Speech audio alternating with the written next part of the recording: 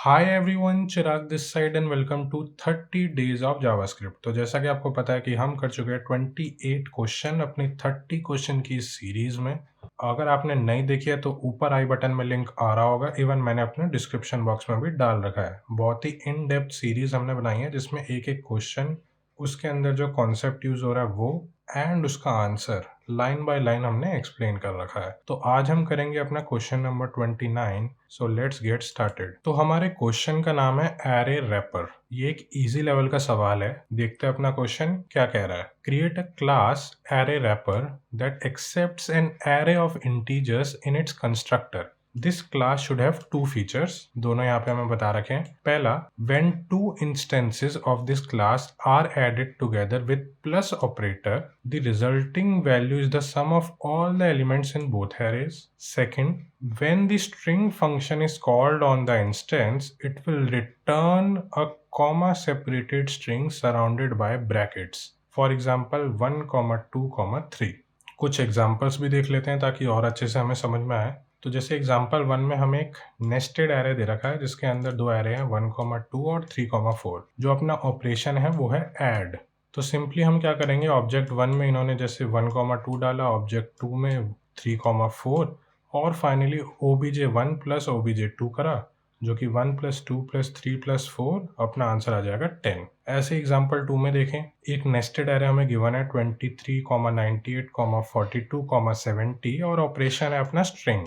तो कुछ नहीं, जो अपना आउटपुट है वो ऐसे डबल इन्वर्टेड कॉमास में आ जाएगा अपना नेस्टेड एरे का अंदर वाला जो एरे है। ऐसे एग्जाम्पल 3 में हमें नेस्टेड एरे गिवन है लेकिन जो अपना अंदर वाला एरे है वो खाली है और हमें परफॉर्म करना है ऐड। तो खाली यानी 0 कंसीडर हम करेंगे और 0 प्लस 0 अपना 0 ही आएगा। तो एग्जाम्पल्स देख के आपको थोड़ा बहुत आइडिया लग गया होगा। अब राइट साइड में अगर हम देखें तो हमें क्लास तो दी नहीं गई है, इधर एक फंक्शन गिवन है और कुछ नीचे प्रोटोटाइप वगैरह हमें दे रखा है। तो सबसे पहले समझते हैं कि ये प्रोटोटाइप क्या है, थोड़ा बेसिक आइडिया ले लेते हैं इसका और फिर देखते हैं कि हम इसका सॉल्यूशन कैसे लिखेंगे। तो जावास्क्रिप्ट में क्या होता है, अपनी हर एक चीज़, चाहे वो एरे हो या फिर कोई फंक्शन हो, सब एक ऑब्जेक्ट होता है एंड उसको हम ऑब्जेक्ट की तरह ट्रीट कर सकते हैं।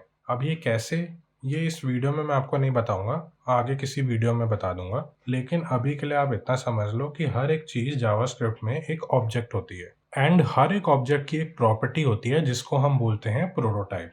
इसको हम ऐसा भी समझ सकते हैं कि ये एक टेम्पलेट है या फिर एक ब्लूप्रिंट है जिसको जो अपना ऑब्जेक्ट है फॉलो करता है। अब जावास्क्रिप्ट क्या करता है, अपने प्रोटोटाइप पर देखता है और पता लगाता है कि कौन सी प्रॉपर्टीज हैं या मेथड्स हैं जो इस पर्टिकुलर ऑब्जेक्ट के पास होने चाहिए।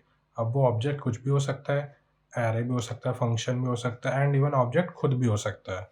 अब मैं इस चीज़ का आपको एक छोटा सा डेमो भी दे देता हूँ। लेट्स से आप कोई भी एक टैब खोलो गूगल का और उसमें क्या करो, इंस्पेक्ट कर लो। अब जब आप इंस्पेक्ट करोगे तो ऊपर यहाँ पे एक ऑप्शन आ रहा होगा कंसोल, तो इसको आपने दबाना है एंड यहाँ पे जो भी एरर है उसको आप हटा सकते हो ऐसे। तो अब हम इधर क्या करेंगे, एक एरे बनाएंगे। लेट्स से फ्रूट्स, तो मैं लिखता हूँ कॉन्स्ट फ्रूट और एरे के अंदर मैंने डाला एप्पल कॉमा बनाना, दो स्ट्रिंग्स हैं ये, और लास्ट में कर दिया कंसोल डॉट लॉग फ्रूट्स। अब अगर मैं इसमें एंटर मारूं तो हमें क्या मिलेगा, हमें एक एरे मिलेगा जिसके अंदर एप्पल कॉमा बनाना पड़ा है। अगर मैं इसको खोलूं तो इसके अंदर हमें दिख रहा है कि 0th इंडेक्स पे एप्पल है, फर्स्ट इंडेक्स पे बनाना है, हमें लेंथ दिख रही है जो है 2 और यहाँ पे नीचे हमें दिख रहा है प्रोटोटाइप। अब अगर मैं इसको फर्दर क्लिक करूं तो हमें इसमें दिख रही हैं बहुत सारी प्रॉपर्टीज, जैसे इंडेक्स ऑफ, फ्लैट, अपना कॉनकैट, फिल्टर, स्लाइस, शिफ्ट, काफी प्रॉपर्टीज हम पहले देख भी चुके हैं। तो सारी प्रॉपर्टीज एरे की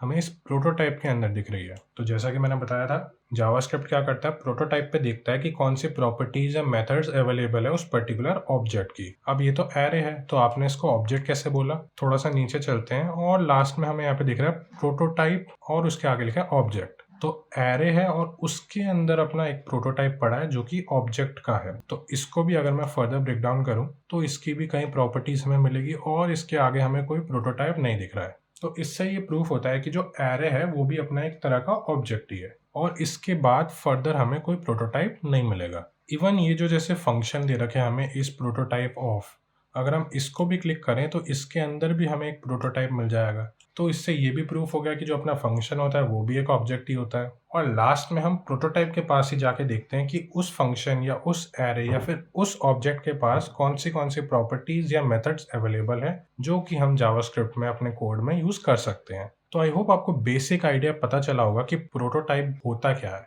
अब जो जावास्क्रिप्ट है उसमें हम प्रोटोटाइप को अपना ऑब्जेक्ट ओरिएंटेड प्रोग्रामिंग अचीव करने के लिए भी यूज कर सकते हैं। मतलब कि जैसे हम लिखते हैं क्लास और उसके अंदर बनाते हैं कंस्ट्रक्टर और मेथड्स, हम वो ना लिखकर सीधा अपना एक कंस्ट्रक्टर फंक्शन बना सकते हैं और उसके बाद प्रोटोटाइप की हेल्प से और भी मेथड्स बना सकते हैं।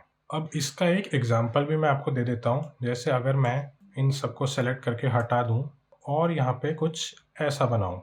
इधर हमने क्या कर रखा है, एक क्लास बना रखा है जिसका नाम है पर्सन। उसके अंदर एक कंस्ट्रक्टर है जो कि क्या ले रहा है, नेम और एज। दिस कीवर्ड के बारे में हम पहले भी बात कर चुके हैं। ये रेफर करता है अपने इंस्टेंस को या फिर ऑब्जेक्ट को। उसके बाद एक मेथड है ग्रीट। हमने कॉल कैसे करा, हमने एक बनाया जॉन नाम का ऑब्जेक्ट न्यू कीवर्ड की मदद से और उसको असाइन कर दिया, उसका नाम है जॉन और 30 उसकी एज है। ऐसे ही हमने एलिस बना दिया और उसकी एज 25 हमने कर दी। उसके बाद हमने कॉल किया John dot greet and Alice dot greet. तो इसका आउटपुट क्या आएगा, hello my name is John या फिर hello my name is Alice. तो ये एग्जांपल हमने अचीव किया अपने क्लासेस की मदद से। अब इसी को मैं अपना कंस्ट्रक्टर फंक्शन एंड प्रोटोटाइप की मदद से लिख सकता हूँ, जो कि अगर मैं नीचे इधर लिखूँ कुछ ऐसा दिखेगा। इधर मैंने क्या किया, एक फंक्शन बनाया पर्सन। क्लास हमें कीवर्ड नहीं दिखेगा इधर, सीधा मैंने फंक्शन लिखा, एक पर्सन बनाया और सिमिलर उसके अंदर कोड लिखा।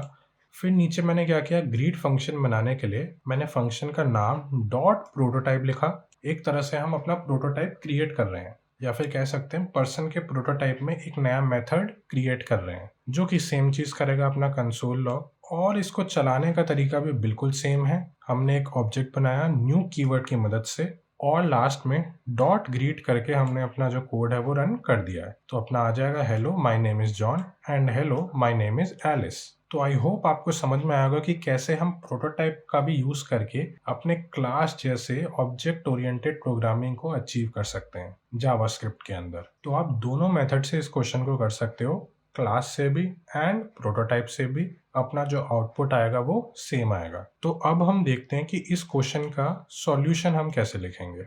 तो सबसे पहले जो हमें अपना कंस्ट्रक्टर फंक्शन गिवन है उसके अंदर हम अपना कोड लिखेंगे। तो हमें पता है कि हमें एक नम्स नाम का एरे है वो पास किया गया अपने कंस्ट्रक्टर में, जो कि एक एरे ऑफ इंटीजर्स होगा। तो सबसे पहले मैं इधर क्या लिखूंगा, this dot array is equal to nums. हम कुछ भी नाम दे सकते हैं, मैंने सीधा एरे बोल दिया और उसको असाइन कर दिया नम्स पे। ये दिस डॉट एरे का क्या मतलब है, यानी इस ऑब्जेक्ट का एरे, इस पर्टिकुलर क्लास से जो भी ऑब्जेक्ट बनेगा उसका एरे नम्स के बराबर होगा। बेसिकली एरे में हमने नम्स को डाल दिया। अब जो भी हम करेंगे वो अपने दिस डॉट एरे के ऊपर करेंगे।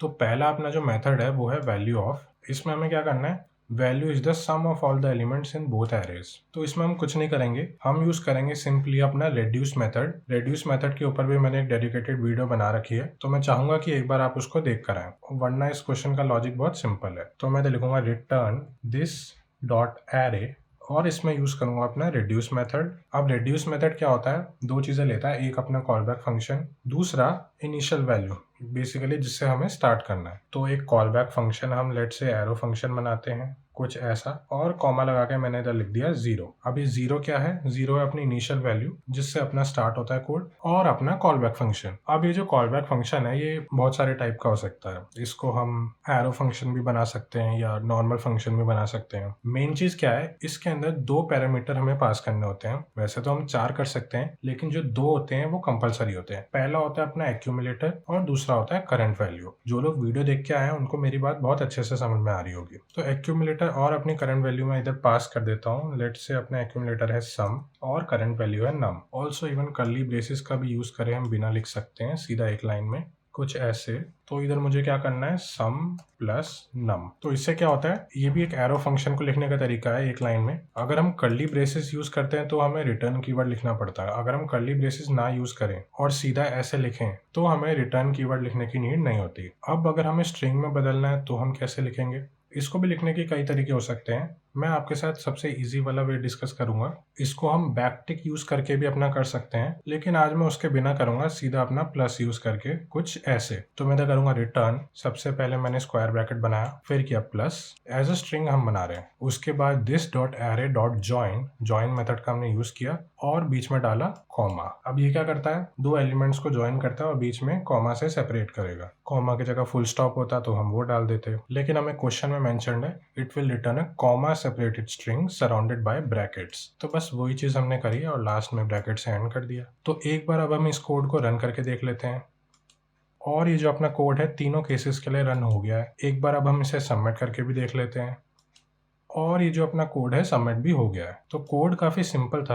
आई डोंट थिंक मेरे को इसमें ज़्यादा एक्सप्लेनेशन की नीड है। बस जिसको रिड्यूस मेथड आता है वो ये कोड इजीली कर सकता है। बाकी प्रोटोटाइप क्या होता है इसका बेसिक आइडिया मैंने आपको दे दिया है। ये सेम क्वेश्चन आप क्लासेस की मदद से भी कर सकते हैं, तो वो आप खुद ट्राई करना। बाकी इसी के साथ अपना क्वेश्चन नंबर 29 हो गया कंप्लीट। अब हम मिलते हैं अपने लास्ट क्वेश्चन में, जो कि होगा क्वेश्चन नंबर 30, और फिर उसके बाद अपनी सीरीज हो जाएगी एंड। तो अगर आपको कोई भी डाउट आता है किसी भी क्वेश्चन में तो आप नीचे कमेंट्स में बता सकते हैं, मैं ट्राई करूंगा उसको जल्द से जल्द रिप्लाई करने का। तो अब हम मिलते हैं अपनी अगली वीडियो में, तब तक के लिए गुड बाय।